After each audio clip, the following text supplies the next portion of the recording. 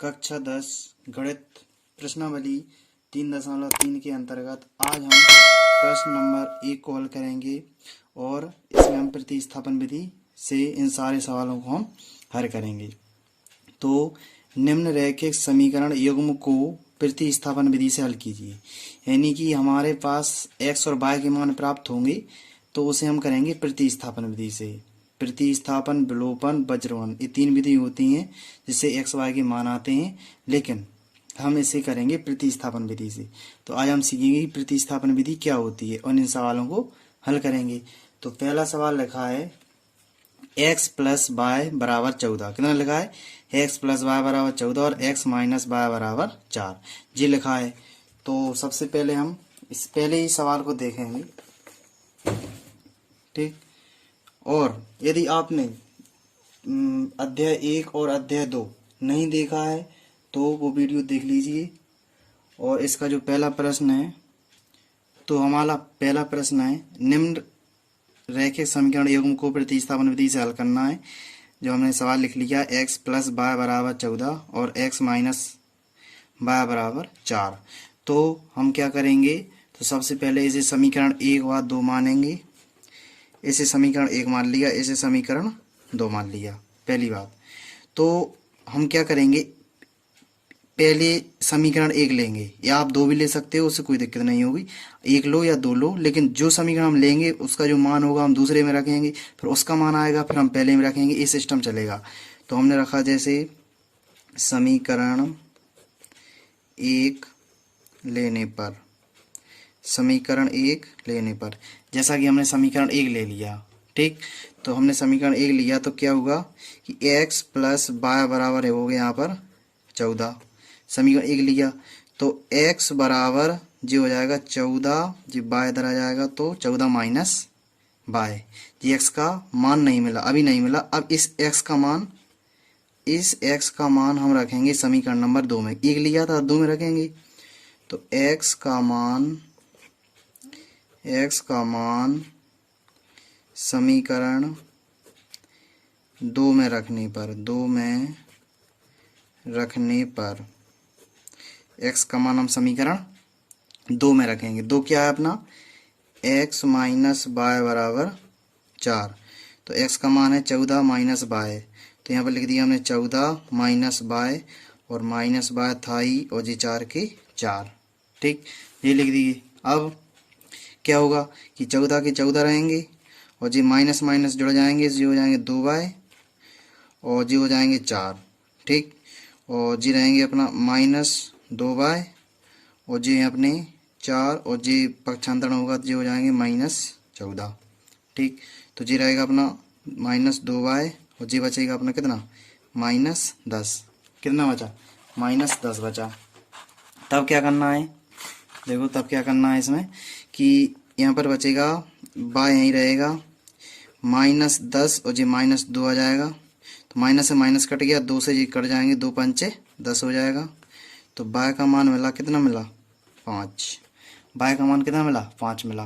तो इस y का मान हमने 1 लिया था, दूसरे में रख दिया। अब y मिला तो हम पहले में रख देंगे।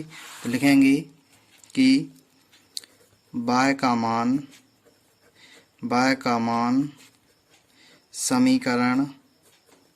समीकरण किस में रखना है? 1 में रख दो। 1 में रखने पर आप कोई भी समीकरण कहीं भी रख सकते हो, उससे कोई शर्त नहीं है कि इसी में रखा जाए। आप 2 में भी रख सकते थे। तो समीकरण 1 में रख दो तो ये हो जाएगा x प्लस वाई बराबर 14। तो y का मान है अपना 5। कितना है? 5। कितना दिया है? 5 दिया है। तो हो जाएगा जी x प्लस 5 बराबर 14। तो x बराबर 14 माइनस 5, तो x बराबर कितना प्राप्त होगा? जी मिला 9। तो x का मान प्राप्त होगा। अतः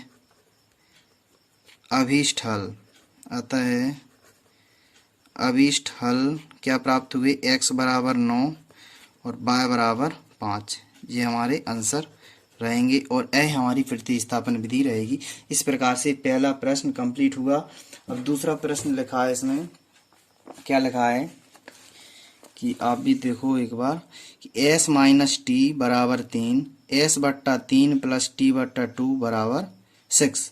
तो इसे हम पहले समीकरण बना लेंगे। तो हमने प्रश्न नंबर दूसरा लिख लिया।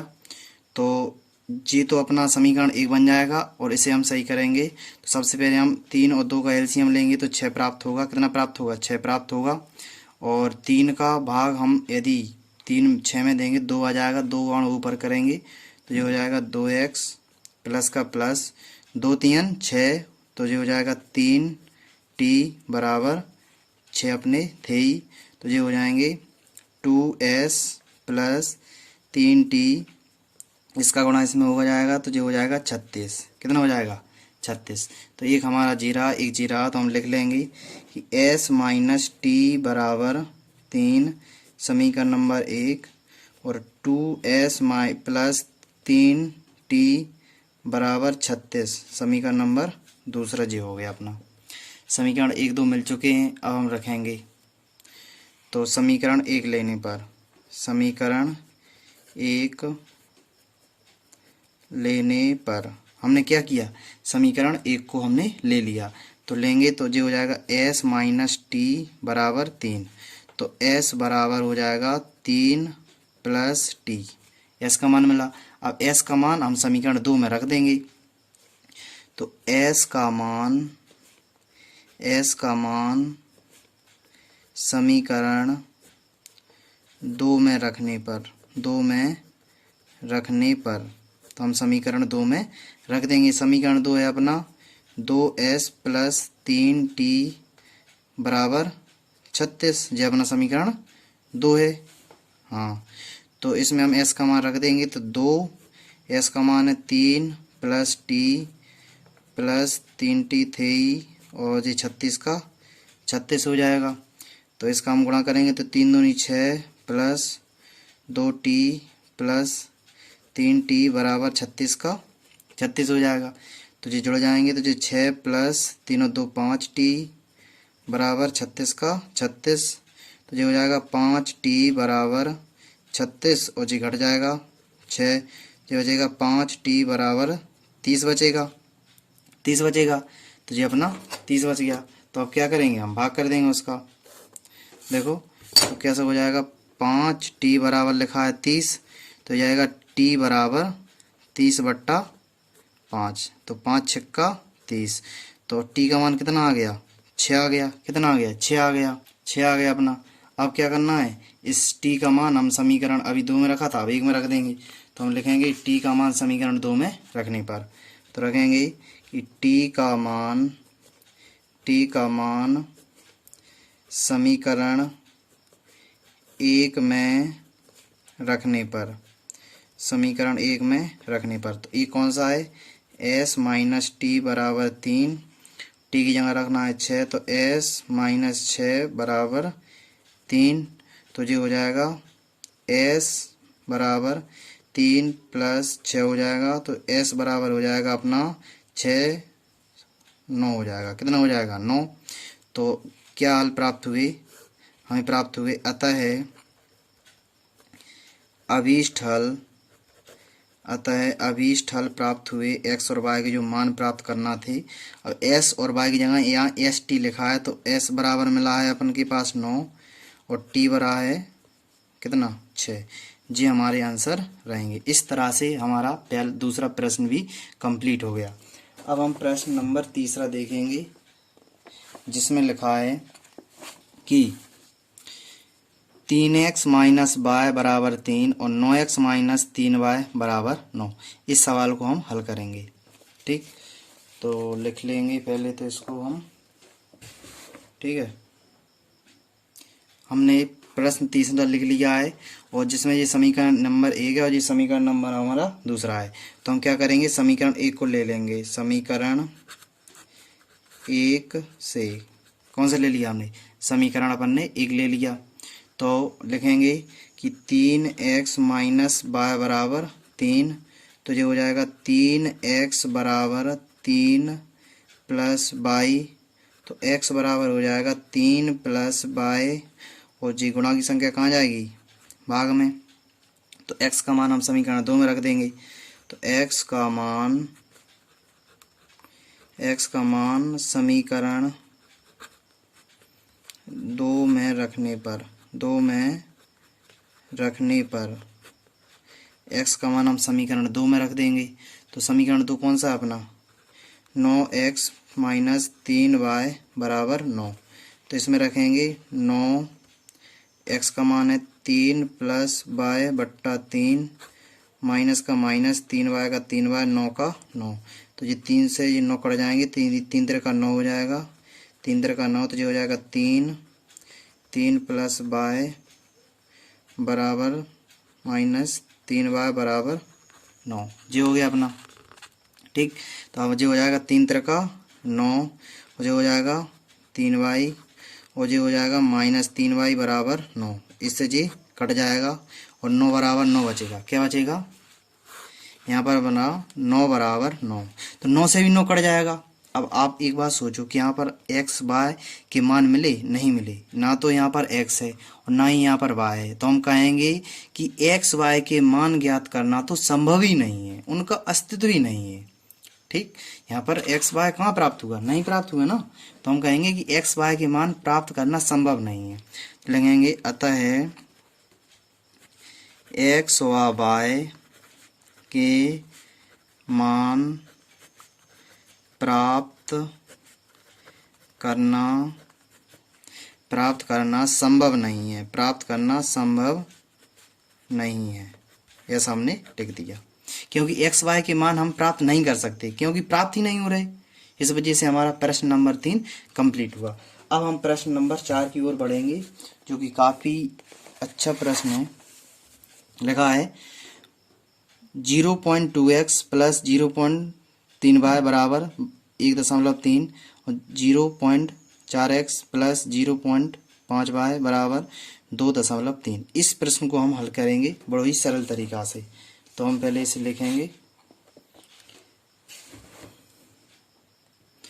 ये अपना सवाल चौथा है, पहले का ही, तो हमने लिख लिया।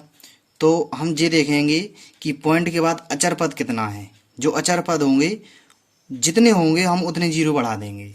ठीक, तो यहाँ पॉइंट के बाद एक जीरो बढ़ेगा, यहाँ पर पॉइंट के बाद भी एक अचर पद है तो यहाँ पर भी एक शून्य बढ़ेगा, या फिर x है यहाँ पर y है, चर चर की हो सकते हैं या अचर भी।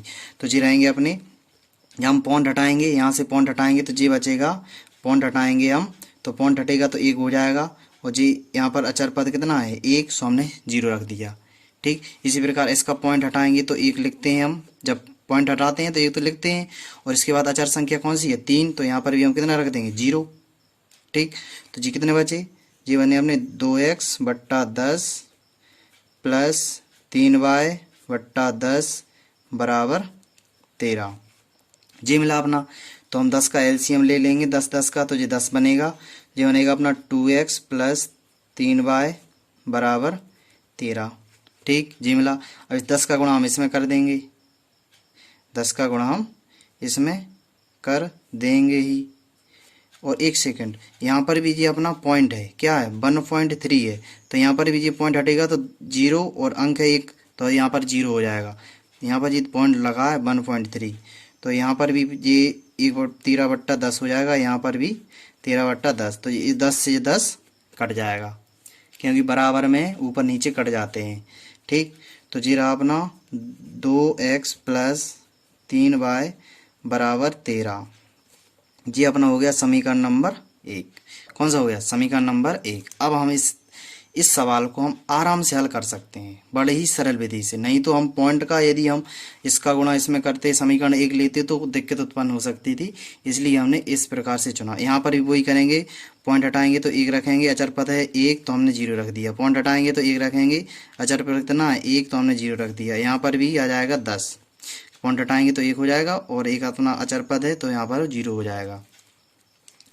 तो बचेगा अपना 4x बट्टा 10 प्लस 5y बट्टा 10 बराबर 23/10। ये अपना प्राप्त हुआ। अब हम 10 का एलसीएम ले लेंगे तो 10 बनेगा, जो हो जाएगा 4x प्लस 5y बराबर 23/10 हो जाएगा। जी 10 से जी 10 कट जाएगा, तो क्या बचा? ये बचा अपना 4x प्लस 5y बराबर 23। जी अपना समीकरण नंबर कौन सा हो गया? दूसरा हो गया। अब हम समीकरण 1 और 2 से हम हल कर लेंगे। तो समीकरण 1 से तो हम समीकरण 1 ले लेंगे। 2x प्लस 3y बराबर 13। तो जो हो जाएगा 2x बराबर 13 माइनस 3y। तो जो हो जाएगा 2x बराबर, जी जहाँ कितना उतार देंगे एक बार, 3y। तो जो हो जाएगा x बराबर 13 माइनस 3y बट्टा 2। ठीक, 13 माइनस 3y बट्टा 2 जो हो गया अपना। अब हम इस x का मान हम समीकरण 2 में रख देंगे। x का मान समीकरण 2 में, तो यहाँ पर लिखेंगे कि x का मान समीकरण 2 में रखने पर, समीकरण 2 में रखने पर तो हम समीकरण 2 में रख देंगे x का मान। किस में रख देंगे? समीकरण 2 में। तो यहाँ पर लिखा है जी, लिखा है समीकरण 2x 4x प्लस 5y बराबर 23 जी लिखा है। तो हम रखेंगे x का मान। कौन सा रखेंगे? x का मान।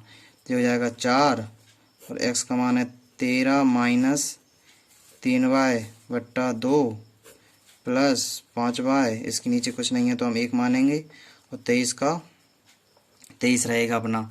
तो ये 2 से ये 4 कट जाएगा तो 2 दूनी 4, 13 दूनी 26 और 3 दूनी 6 हो जाएगा जी।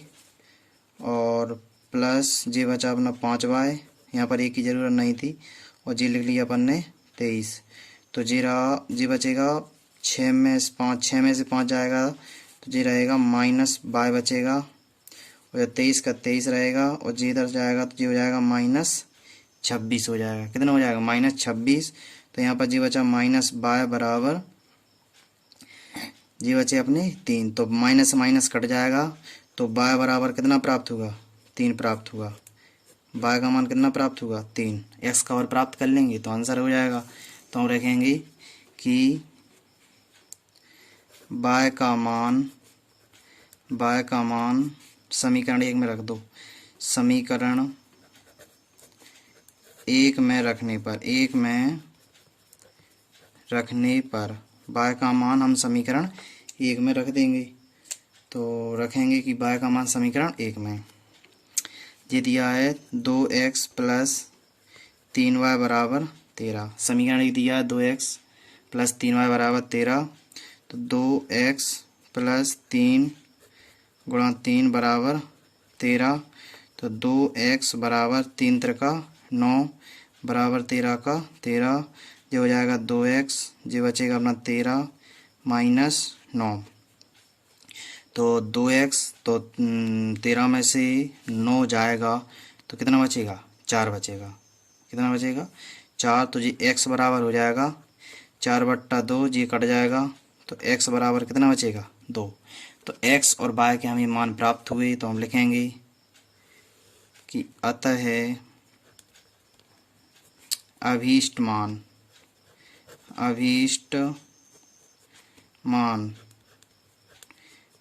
मान x बराबर 2 व y बराबर 3 प्राप्त हुए। यही हमें ज्ञात करने थे।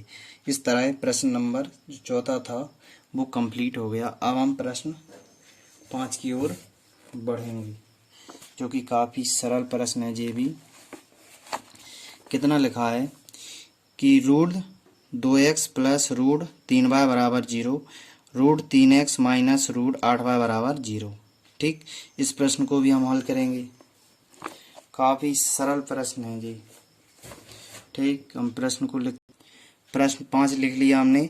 Root 2x plus root 3y बराबर 0 समीकरण नंबर 1 है और जी अपना है root 3x minus root 8y बराबर 0। ये समीकरण नंबर कौन सा अपना? दूसरा है। तो हम समीकरण 1 लो या 2 लो, लेकिन हमने सोचा है कि हम समीकरण 2 लेंगे क्योंकि x का मान जी उस साइड जाएगा तो x का मान हम जो है माइनस में प्राप्त नहीं होगा। तो हमने समीकरण 2 ले लिया। आप 1 ले सकते थे, हम भी 1 ले सकते थे, लेकिन हमने सरलता के लिए समीकरण 2 ले लिया समीकरण 2 से। तो यहाँ पर लिखा कि root 3x minus root 8y बराबर 0। जी लिखा अपना, तो ये हो जाएगा अपना √3x बराबर, जो साइड जाएगा तो ये हो जाएगा √8 कितना हो जाएगा √8। तो x बराबर जो हो जाएगा √8/√3 और जी अपना बाय का बाय, तो जी यहाँ पर माइनस प्राप्त नहीं हुआ, तो x बराबर जी आ गया। तो x का मान हम समीकरण 1 में रखेंगे। क्या में रखेंगे? x का मान समीकरण 1 में रखने पर, x का मान किस में रखेंगे? हम समीकरण 1 में रखेंगे। तो जी रहेगा अपना √2x प्लस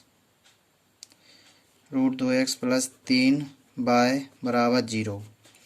तो √2 का 2 हो जाएगा, x का मान है √8/√3 प्लस ये अपना है √3y बराबर 0। ठीक, तो इसे हम हल करेंगे। तो देखो आप, तो यहाँ पर कुछ नहीं है तो यहाँ पर रखेंगे हम एक, क्या रखेंगे? ये रखेंगे। तो इसका इसमें गुणा होगा तो जी हो जाएगा √16 और जी √3 का 3 रहेगा और जी बाय का बाय रहेगा। ठीक, और यहाँ पर √3y तो रहेगा ही, इसके नीचे कुछ नहीं है तो क्या मानेंगे हम? एक मानते आ रहे हैं और बराबर 0 का 0 हो जाएगा। ठीक, ये हो गया अपना। अब क्या करना है कि इसका तो ये 16 का जो वर्गमूल है वो 4 हो जाएगा। कितना हो जाएगा? 4। कितना हो गया? 4। तो सबसे पहले हम इसका एलसीएम लेंगे तो आएगा √13।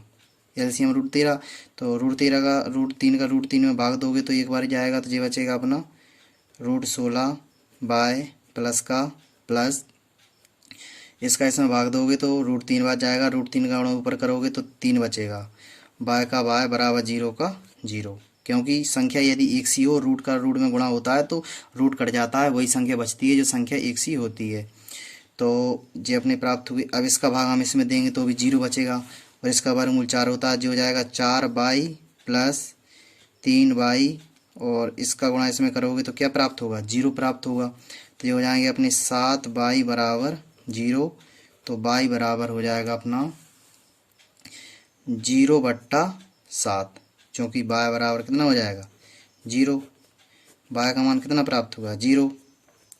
ठीक, अब हम बाय का मान समीकरण 1 में रख देंगे। तो रखेंगे कि बाय का मान समीकरण 1 में रखने पर, समीकरण 1 में रखा था, अब 2 में रखने पर, समीकरण 2 में रखने पर हम समीकरण 2 में रख देंगे। तो यहाँ पर लिखा है √3x माइनस √8y बराबर 0। तो बाय का मान है अपना 0, तो ये हो जाएगा √3x माइनस √8 गुणा बाय का मान है 0 तो बराबर 0 का 0। जो हो जाएगा माइनस √3x और जो अपना 0 हो जाएगा बराबर 0। तो ये बचेगा √3x बराबर 0। तो x बराबर 0/√3, तो ये भी क्या हो जाएगा? ये भी अपना हो जाएगा 0। तो x और y के हमारे जो अभिष्ट मान प्राप्त हुए वो 0 0 प्राप्त हुए। तो हम लिखेंगे कि अतः अभीष्ट मान कितने प्राप्त हुए? x बराबर 0 और y बराबर 0। इस प्रकार हमारा प्रश्न 5वां कंप्लीट हुआ। अब हम प्रश्न अगला देखेंगे जो कि पहले का लास्ट है। कौन सा है? पहले का लास्ट प्रश्न है। कौन सा है? ये लिखा है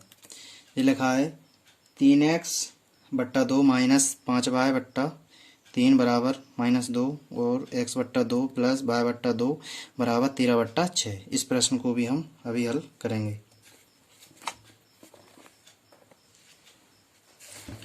ठीक, यानी प्रश्न 5 में लिख लिया 6वां। तो इसे हम पहले समीकरण योग बनाएंगे सही तरीका से, जो x y के मान प्राप्त होंगे। तो इसमें हम क्या कि एलसीएम लेंगे 3 और 2 का, तो ये प्राप्त होगा अपने पास 6। ठीक, तो 2 का भाग हम 6 में देंगे तो 3 बार जाएगा, 2 3 6 और 3 का गुणा ऊपर करेंगे तो 3 3 का 9x हो जाएगा। कितना? 3 त्रिका 9x, जी जाएगा 2 बार तो जो हो जाएगा 10y, कितना हो जाएगा 10y हो जाएगा, और बराबर -2 का -2 रहेगा, इसका गुणा हम इसमें कर देंगे तो जो हो जाएगा 9x - 10y बराबर 6 दूनी 12। ठीक, समीकरण नंबर कौन सा बन गया 1। इसे भी बना लेंगे हम, तो एलसीएम आ जाएगा 6, इसका इसमें हम भाग देंगे तो 2 बार जाएगा, तो 2 का ऊपर गुणा करेंगे 2x हो जाएंगे, इसका इसमें भाग देंगे 3 बार जाएगा, 3 का गुणा ऊपर करेंगे 3y हो जाएंगे, और 13/6 का 6, 6 से 6 कट जाएंगे तो क्या बचेगा 2x + 3y बराबर 13। ये समीकरण नंबर कौन सा हो जाएगा दूसरा। अब हम समीकरण 1 ले लेंगे, समीकरण 1 लेने पर, समीकरण 1 लेने पर तो हम ले लेंगे, जो बचेगा 9x - 10y बराबर -2, 2 नहीं 12, कितना -12, तो जी रखेंगे हम 9x बराबर -12, ये हो जाएगा तो प्लस 10y, तो x बराबर -12 + 10y बट्टा 9। ठीक, अब x का मान हम समीकरण 2 में रख देंगे, x का मान समीकरण 2 में रखने पर x का मान हम समीकरण 2 में रख देंगे, तो समीकरण 2 में रखेंगे हम,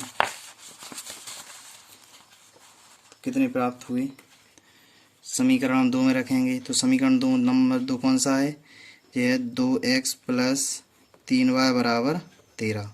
ठीक है, तो हम इसमें रखेंगे, तो x का मान तो ये है, तो ये रखेंगे 2, x का है अपना -12 + 10y बट्टा 9 और प्लस 3y बराबर 13, ये हमने लिख लिया।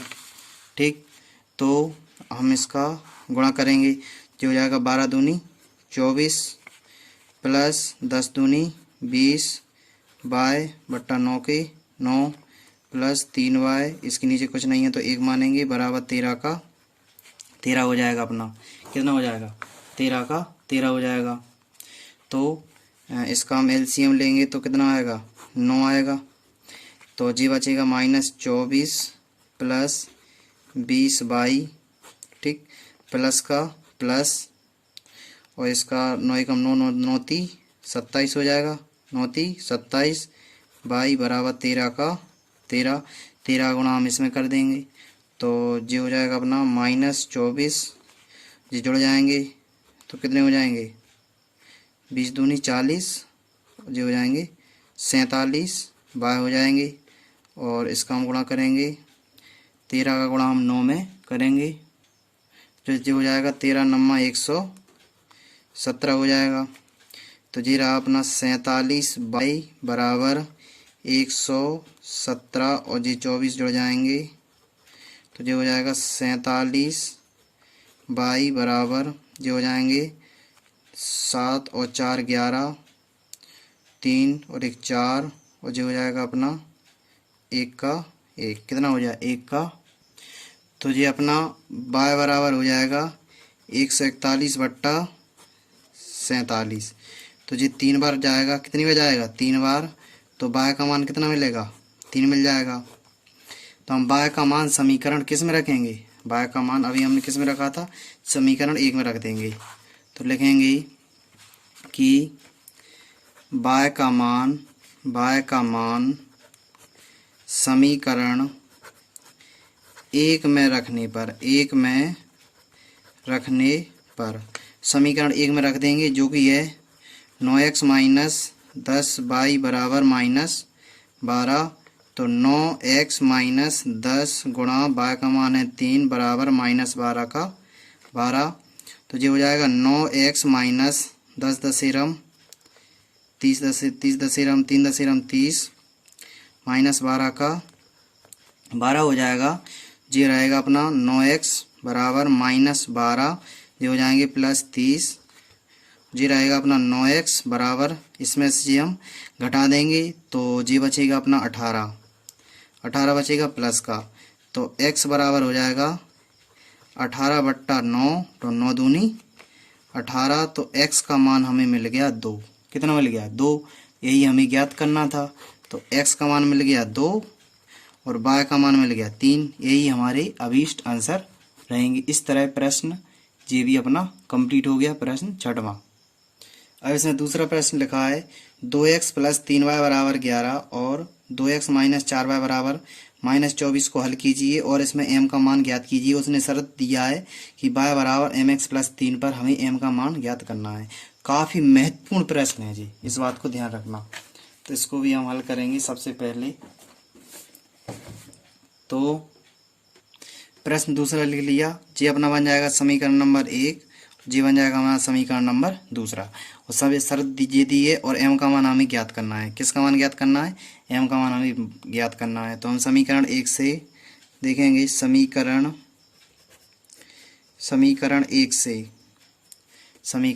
1 से तो ये हो जाएगा अपना 2x प्लस 3y बराबर 11। ठीक, तो ये हो जाएगा अपना 2x बराबर 11 माइनस 3y और ये बचेगा अपना x बराबर 11 माइनस 3y, गुणा की संख्या कहाँ जाएगी? भाग में।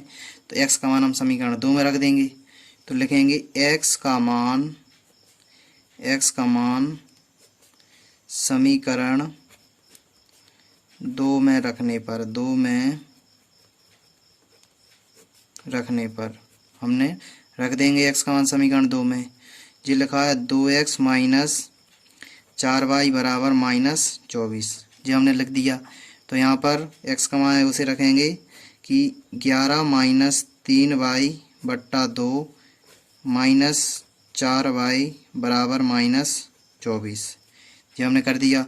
जी 2 से 2 कट जाएगा तो क्या बचेगा? 11 माइनस 3y माइनस 4y बराबर माइनस 24। ठीक, तो ये हो जाएंगे अपने 11 माइनस 7y बराबर माइनस 24। कितना हो गया? माइनस 24।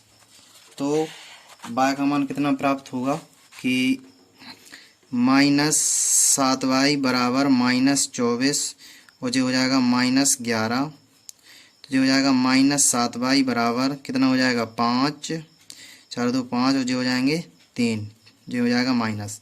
तो y बराबर माइनस 35 बट्टा माइनस 7, तो 7 पन्ना 35 हो जाएगा। 7 पन्ना 35, तो y का मान कितना प्राप्त होगा? 5, 7 पन्ना 35। तो हम y का मान समीकरण 1 में रख देंगे। तो y का मान किस में रखेंगे? समीकरण 1 ही में रखेंगे। y का मान समीकरण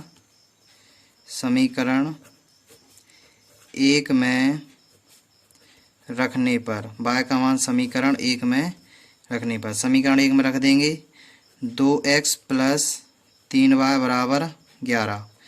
तो यहाँ पर y का मान कितना है? 5, तो 2x प्लस 3y का मान 5, 11 का 11 हो जाएगा अपना। तो ये हो जाएगा 2x प्लस 5 15 बराबर 11 का 11। ये हो जाएगा 2x बराबर 11 माइनस 15, 2x बराबर 11 में से यदि 15 में से 11 जाएंगे तो 4 बचेंगे माइनस का। तो x बराबर होगा माइनस 4 बट्टा 2, इससे ये कट जाएगा। तो जी x बराबर ये हो जाएगा माइनस 2। कितना हो जाएगा? माइनस 2। और शर्त दी है उन्होंने, क्या दी है कि y बराबर mx प्लस 3, जी शर्त दी है। इस शर्त में हम रख देंगे। तो y का मान है अपना 5, जी हो जाएगा 5 बराबर m का m और x का मान रहेगा अपना माइनस 2 और प्लस 3 का 3। तो ये रहेगा 5 बराबर माइनस 2m प्लस 3 का 3। तो ये 2m इधर आ जाएंगे तो ये हो जाएगा 2m बराबर 3। ठीक, 2m बराबर 3 और ये हो जाएगा माइनस 5। तो ये हो जाएगा m बराबर जी कितने बचेगा? माइनस 2 बचेगा, माइनस 2 और जी गुणा की संख्या कहाँ जाएगी? भाग में। तो इस 2 से 2 कट जाएगा तो क्या बचेगा? m का मान आएगा माइनस 1। कितना आएगा? m का जो मान है वो माइनस 1 होगा, यही हमारा अभीष्ट मान होगा।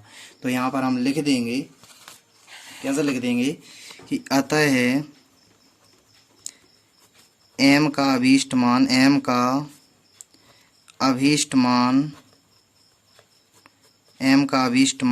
-1 है। काफी महत्वपूर्ण प्रश्न है, कई बार पूछा गया है। प्रश्न तीसरा है, निम्न समस्याओं में रैखिक समीकरण युग्म बनाइए और उनको प्रतिस्थापन विधि से हल कीजिए। पहला प्रश्न है, दो संख्याओं का अंतर दिया है 26। अंतर की बात कहेंगे तो हम माइनस करेंगे। दो संख्याएं हम x मान लेंगे, एक को y मान लेंगे, और दो संख्या कहेगा तो x माइनस y कर देंगे और 26 कर देंगे बराबर में, तो वो उसका अंतर हो जाएगा। और एक संख्या दूसरी संख्या से 3 गुनी है और उन्हें हमें संख्या ज्ञात करनी है। तो इसे कैसे करेंगे देखो। तो इस सवाल को हम पहले उतार लेंगे एक बार। तो हमने प्रश्न पहला लिख लिया, तो हम लिखेंगे सबसे पहले लिखेंगे दो संख्या की बात कही है तो हम पहला मान लेंगे, पहले को हम x मान लेंगे, दूसरे को हम y मान लेंगे। तो माना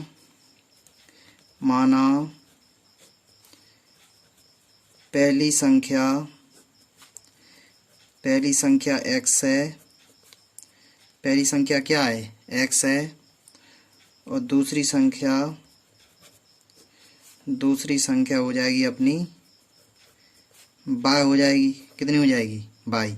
तो प्रथम शर्त प्रश्नानुसार चलेंगे, प्रश्नानुसार जो प्रश्न ने कहा है वही करेंगे। प्रथम शर्त में कहा है उसने, प्रथम शर्त में कहा है दो संख्याओं का अंतर कितना है 26। तो x माइनस y बराबर हो जाएगा कितना 26। समीकरण नंबर कौन सा हो जाएगा 1, समीकरण नंबर 1। तो द्वितीय शर्त में क्या कहा है, द्वितीय शर्त में क्या कहा है उनने, जी कहा है कि और एक संख्या कौन सी है पहली संख्या। तो एक संख्या पहली संख्या दूसरी संख्या की 3 गुनी है, दूसरी संख्या कौन सी है y, तो जी कितनी हो जाएगी 3 गुनी। ठीक, एक संख्या दूसरी संख्या की 3 गुनी है, जो पहली संख्या है वो दूसरी संख्या की 3 गुनी है। एक संख्या दूसरी संख्या की 3 गुनी है, तो हमने इसका 3 में गुणा कर दिया। ठीक, और जी दोनों बराबर हो जाएंगे, x का मान जी दोनों बराबर हो जाएंगे, तो जी समीकरण नंबर दूसरा हो जाएगा। तो इस x का मान हम समीकरण 1 में रख देंगे और x y के मान प्राप्त हो जाएंगे। तो समीकरण 2 का मान समीकरण 1 में रखने पर समीकरण हम 1 में रख देंगे। तो ये रखा x माइनस y बराबर 26, या डायरेक्ट ऐसा लिख सकते थे कि x का मान हम समीकरण 1 में रखने पर, या हमने ऐसा लिख दिया कि समीकरण 2 का मान समीकरण 1 में रखने पर। आप जैसा भी चाहो लिख सकते हो। ये हो जाएगा -3y माइनस y बराबर 26। तो ये हो जाएगा अपना कितना हो जाएगा कि 2y बराबर 26। तो ये बनेगा अपना y बराबर 26/2, तो 13 दूनी 26, तो y बराबर 13 आ जाएगा। कितना आ जाएगा y बराबर 13। तो इस y का मान हम समीकरण कोई से भी रख लो, समीकरण 2 में रख दो। y का मान समीकरण 2 में रखने पर, y का मान समीकरण 2 में रख देंगे हम। तो समीकरण 2 में रखेंगे तो लिखा x बराबर 3, y का मान कितना है 13। तो x बराबर 13 दूनी 26, 13 3 39। तो पहली संख्या j प्राप्त हुई, दूसरी संख्या j प्राप्त हुई। तो हम क्या लिखेंगे कि अतः पहली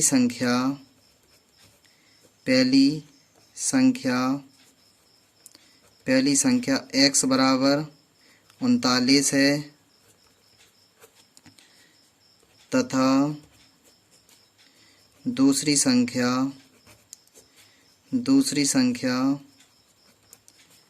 y बराबर 13 है। इस तरह तीसरे का पहला प्रश्न कंप्लीट हुआ।